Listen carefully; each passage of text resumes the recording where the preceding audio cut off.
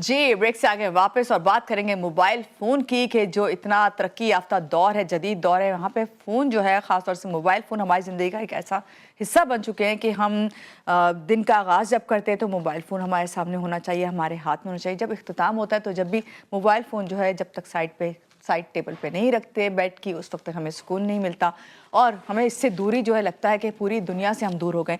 लेकिन सवाल ये है, क्या ये हमारे लिए ज़रूरत है या फिर लत, या हम इसके आदी हो चुके हैं? माहिरीन के मुताबिक कुछ अफराद जो हैं उनके लिए मोबाइल फ़ोन या इंटरनेट से दूरी जो है इस कदर परेशानी और खौफ का बायस बन गई है कि इससे एक वो नफ्सियाती बीमारी इस वक्त करार दे रहे हैं और जिसे नोमोफोबिया कहा जाता है। ये मेरे लिए लफ्ज़ बिल्कुल नया था, तो मैंने बाकायदा पूछा कि इसको वाकई नोमोफोबिया कहते हैं? तो यानी मोबाइल फ़ोन के बगैर रहने का खौफ, इसको नोमोफोबिया कहेंगे। नोमोफोबिया का शिकार नौजवान नस्ल वक्त के आपको पता है किस तरह बर्बाद करती है, फिर जहनी इंतशार होता है, उसके साथ साथ चिड़चिड़ापन। कहीं भी आप देखें, अपने घर में आप देख लें, 4 लोग बैठे होंगे, ज़रा भी आपका वाईफाई बंद होगा, सब लोग परेशान हो जाएंगे और इधर से उधर फिरना शुरू कर देंगे, जल्दी से कनेक्ट हो जाए। तो इसी पे आज हम बात करेंगे कि इस तरह के जो हालात हो जाएं और इस तरह की अगर हम सबकी सिचुएशन है तो इस पर कैसे कंट्रोल करें। हमारे साथ हैं वजिया ज़फ़र, क्लिनिकल साइकोलॉजिस्ट हैं, इनसे बात करते हैं और जानते हैं कि नोमोफोबिया है क्या, इसे किस तरह कम किया जा सकता है। मुझे लगता है ख़त्म तो नहीं हो सकता।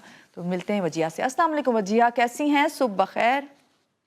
वालेकुम सलाम, अल्हम्दुलिल्लाह and good morning. Good morning भाई, यहीं से बात शुरू कर देते हैं। आप बताइए किन अफराद या उम्र के लोगों में ज़्यादातर ये नोमोफोबिया देखा जाता है और ये है अच्छा, क्या? फ्रैंकली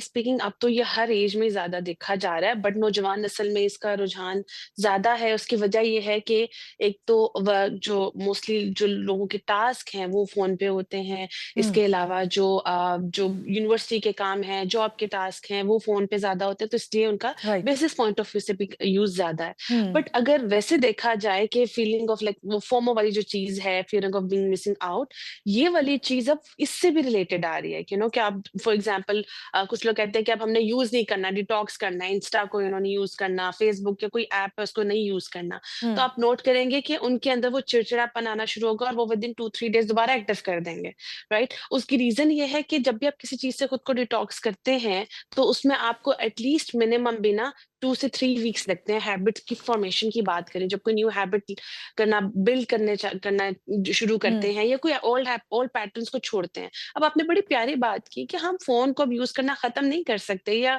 इसके यूसेज को हम ये नहीं कह सकते कि हम कोई भी एक ऐप डिलीट कर दें और उसे हम्म। एंड कर दें, क्योंकि अक्सर लोग फ़ेसबुक के थ्रू कनेक्टेड हैं, इंस्टा के थ्रू बहुत सारी ऐप्स हैं उनके थ्रू कनेक्टेड हैं।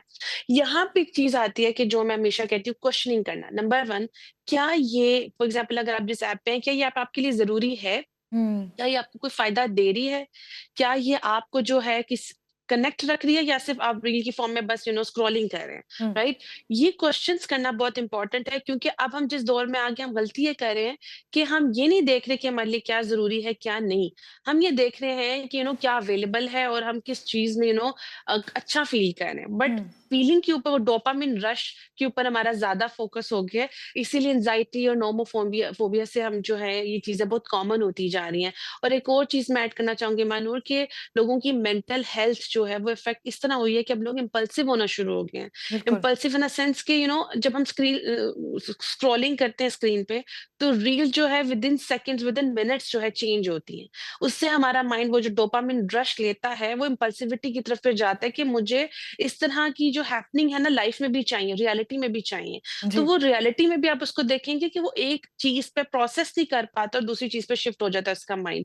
या फिर ग्रेटफुलनेस, ग्रेटफुलनेस की बहुत कमी हो गई है, माइंडफुलनेस एंड ग्रेटफुलनेस, क्योंकि ना ही हमारा माइंड एक चीज पे अच्छी तरह फोकस कर पाता है और अगर मिल भी जाए तो उस पे खुश नहीं हो पाता, क्योंकि उसका माइंड हमेशा उस डोपामिन रश में है कि व्हाट्स नेक्स्ट, अब ये तो हो गया, उसके बाद। जबकि हम्म। जो इंसान है वो बना ही इस चीज पे है कि वो अपनी लाइफ में चीजों को, नेचर को एंजॉय कर सके।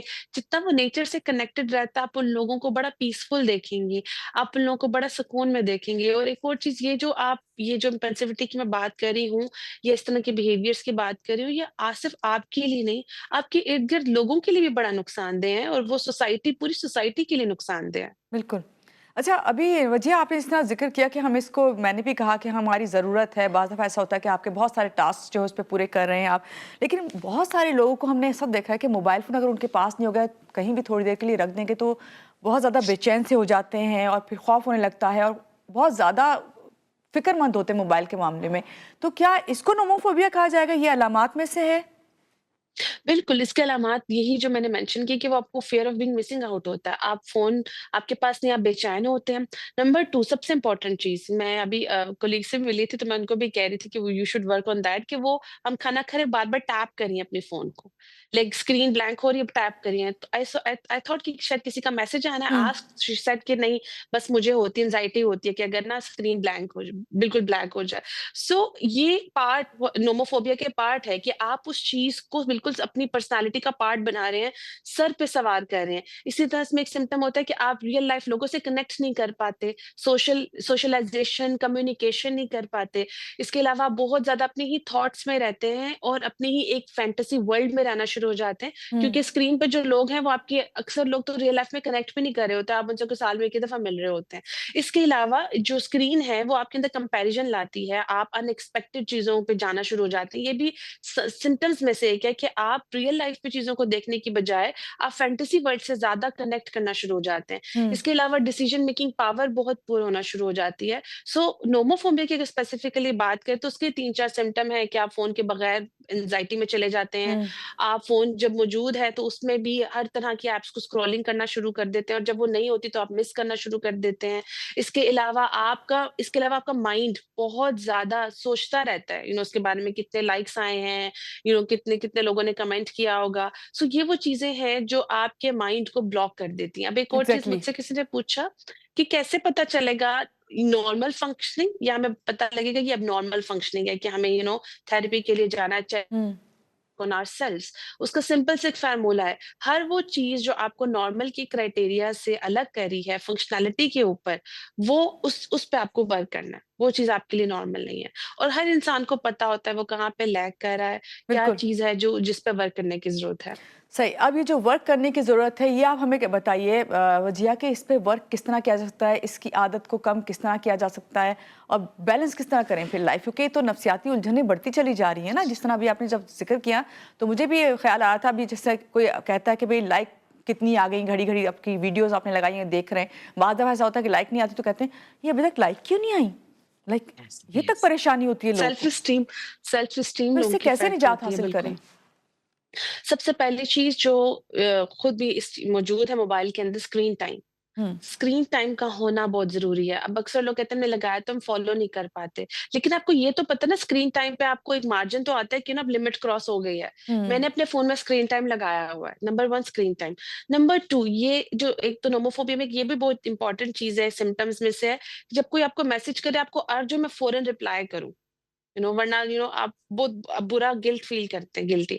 तो ये चीज़ माइंड में रखें, जब आपको कोई मैसेज करे तो मेक श्योर करें कि आप हर मैसेज के ऊपर फ़ोन नहीं उठाएँ, हर कॉल के ऊपर फ़ोन नहीं उठाएँ। एक तो ये भी हमारी बहुत ज़्यादा सोशली कल्चरली भी देखें ना, तो हुँ, बड़ा एक प्रेशर आता है कि तुम्हें कॉल की और कॉल नहीं उठाई तो अगला बंदा फील करता है कि शायद मुझे इग्नोर कर रहे हैं। अरे भाई, हर वक़्त थोड़ी हाथ में फ़ोन होगा। तो हुँ। ये भी बड़ा कॉमन, मैंने जब एज़ अ पेरेंट जब मैंने ये चीज़ नोट करना शुरू की कि मैं फ़ोन बहुत कम मैंने कर दिया। तो अक्सर लोग कंप्लेन करें, मैं फ़ोन करो तुम फ़ोन नहीं उठाती हो, मैसेज करो जवाब नहीं देती हो। तो I was like of course I have a baby ना, तो अब ये तो मैंने बेबी के बाद रियलाइज़ किया है। आई बिलीव हमें हर वक़्त इस चीज़ की रियलाइज़ेशन रखनी चाहिए कि जो प्रेशर है फ़ोन फ़ौरन अटेंड करने का, रिस्पॉन्ड फ़ौरन करने का, ये भी फोबिया में आता है। सो एक तो नंबर 2 आपको बाउंड्री सेट करनी है लोगों के हुँ, साथ कि you are not available all the time, right? कि आप फ़ोन पे हर वक़्त अवेलेबल हों। Number 3 screen time, boundaries. Number 3 अगर मैं बात करूँ, आपने क्वेश्चन ये करना है, ये जो हर ऐप में हमने डाउनलोड की होती है जी, और हर ऐप को हम यूज़ कर रहे होते हैं, क्या ज़रूरी है और क्या नहीं? फ़िल्टरेशन, ठीक है? ये थर्ड पॉइंट मेरा है कि आप फ़िल्टर करें कि इज़ इट नेसेसरी? क्या ये मुझे कोई फ़ायदा दे रही है? या मैं पूरी रात बैठ के अब ऐप का अगर मैं नाम लिख सकती हूँ तो टिकटॉक को हम पूरी रात बैठ के स्क्रॉल करते हैं ना, तो मेरे को फ़ायदा नहीं दे रही है, ठीक है? अब इसमें क्या थॉट प्रोसेस आता है, क्लाइंट से शेयर करते हैं कि हमें लगता है कि वी आर मिसिंग समथिंग। हम कुछ मिस कर रहे हैं, राइट? और ये जो रील्स का दौर आ गया है कि हमें फॉलो करना है, अगर कोई दूसरा रील बना रहा है और हम नहीं हुँ, उसका पार्ट बन रहे, तो we are missing something, we are missing out.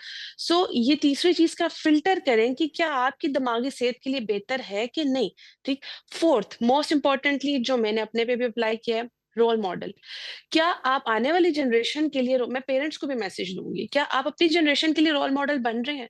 आप उनको भी उसका पार्ट बना रहे हैं, बच्चों को भी रील्स में डाल रहे होते हैं, उन्हीं की रील्स बना रहे होते हैं, उनको भी उस दौड़ का हिस्सा बना रहे हैं रेस का। आप पेरेंटिंग बिल्कुल भी अच्छी नहीं कर सकते अगर आप अपने बच्चे को एक रेस में लगा रहे हैं और खुद जी। भी उस रेस में आगे जा रहे हैं। सो प्लीज़ बच्चों को भी यूज़ नहीं करें इन लाइक्स के लिए। कोशिश ये करें कि एक अच्छे रोल मॉडल बने, हुँ, बच्चे को एक अच्छी चीज़ फॉलो करने के लिए दें। हुँ। अच्छा, तो आपका कहने का मकसद ये कि सबसे पहले पेरेंटिंग ज़रूरत है, क्योंकि आप आज खुद बता रही हैं कि अब आपके पास टाइम नहीं होता, तो आपने भी इस चीज़ को रियलाइज़ किया। बहुत अच्छी बात है, आप एक रोल मॉडल बन रही हैं।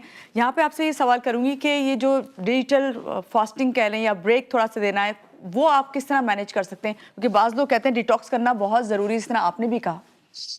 हुँ, डिटॉक्स करना बहुत ज़रूरी है ताकि आपको रियलाइज़ हो कि मैं क्या मिस कर रहा हूँ। और डिटॉक्स की इम्पोर्टेंस तब आपको डिटॉक्स के बाद पता चलता है कि बाकी रियलिटी की चीज़ों की क्या इम्पोर्टेंस है। हुँ, और मैंने अक्सर लोगों को देखा है जब वो डिटॉक्स का प्रोसेस करते हैं, वो बहुत चेंज हो जाते हैं। उसके बाद उन्हें पता चल जाता है कि हमारे हाथ में कितना बड़ा फितना है, जो हमारी मेंटल हेल्थ को, हमारी फिज़िकल हेल्थ को डिस्टर्ब कर रहा है, बिल्कुल राइट? सही। मोबाइल का यूज़ इसलिए है कि वो हमारे लिए हम उसका फ़ायदा ले सकें, हम लोगों से कनेक्ट रह सकें। इसका मतलब ये नहीं है कि हम अपने से आप से ही डिस्कनेक्ट हो जाएँ, हमारी एग्ज़ैक्टली। रियलिटी में जो लोग हैं, हम उन्हीं से डिस्कनेक्ट हो जाएँ। हुँ, सो डिटॉक्स कैसे करना है, उसमें बहुत सारी आपको हम गूगल पे भी सर्च करें, बहुत सारे हमें टेक्निक्स, पैटर्न्स मिल सकते हैं। बट मुझे जो चीज़ हेल्प आउट करती है कि मैंने नंबर 1 एक तो ये रखी है कि मुझे सर्टेन ऐप्स को मैंने डिलीट किया कि जो जिनकी मुझे रिक्वायरमेंट नहीं है, जो मैंने उस टेक्निक्स में बताया। डिटॉक्स में आप आहिस्ता-आहिस्ता भी कर सकते हैं, इसके 2 मेथड्स होते हैं। आप आहिस्ता-आहिस्ता कर सकते हैं, जो मैंने पहले स्क्रीन टाइम कम जी, करें और और दूसरा मेथड ये होता है आप डिलीट कर दें वो ऐप्स, जो ज़रूरी नहीं है। ठीक है, आप टोटली डिलीट कर दें और ठीक आप है। जो ऐप रखें, उसको सिर्फ़ उस मकसद के लिए रखें जो यूज़फुल हो, बहुत राइट? अच्छी और बात। ये आपने प्रोसेस 2 वीक्स के लिए करना है, 2 से 3 वीक्स के लिए। तो फिर वो आपने आपकी कोई आदत रील नहीं बन फॉलो जाएगी। करनी। हुँ, वो 3 वीक्स के बाद आप फिर आपने क्वेश्चन करना है कि मैं अब कैसा फ़ील कर रहा हूँ या कर रही हूँ। आपने देखना है कि आपके अंदर क्या चेंजिंग्स आ रहे हैं, आपका फ़ोकस कितना अच्छा हो रहा है, आप कितना खुश रहना शुरू हो गए हैं, आपके अंदर कितना ठहराव आ गया है, आप कितने अच्छे डिसीज़न्स कर रहे हैं। तो आपने रेट करना है इन सब एरियाज़ सही, को कि सही, आपने कहाँ-कहाँ इम्प्रूवमेंट किया है। सही। उसके बाद फिर आपकी चॉइस है कि आपको दोबारा डिटॉक्स के बाद वापस उस पैटर्न पे जाना है या आपने एन्जॉय करना है डिटॉक्स के बाद वाली लाइफ़ को। बहुत अच्छी बात आपने की वजीहा, बहुत शुक्रिया आपका आज के प्रोग्राम में आप आईं और अपने नाज़रीन को मैं ये कहूँगी कि बहुत दफ़ा मैंने ये कहते और सुना है, लोगों को पढ़ा भी है कि जीनियस वही होते हैं जिन्हें पता हो कि अगर कोई आदत आपकी बुरी आदत बनती जा रही है तो उसको वहीं पे जो है तर्क कर दें, तो आप कामयाब हो जाएँगे। तो यहाँ पे आपसे कहेंगे कि अपना बहुत ज़्यादा ख़्याल रखें, खुश रहें, खुशियाँ बाँटें। अल्लाह हाफ़िज़।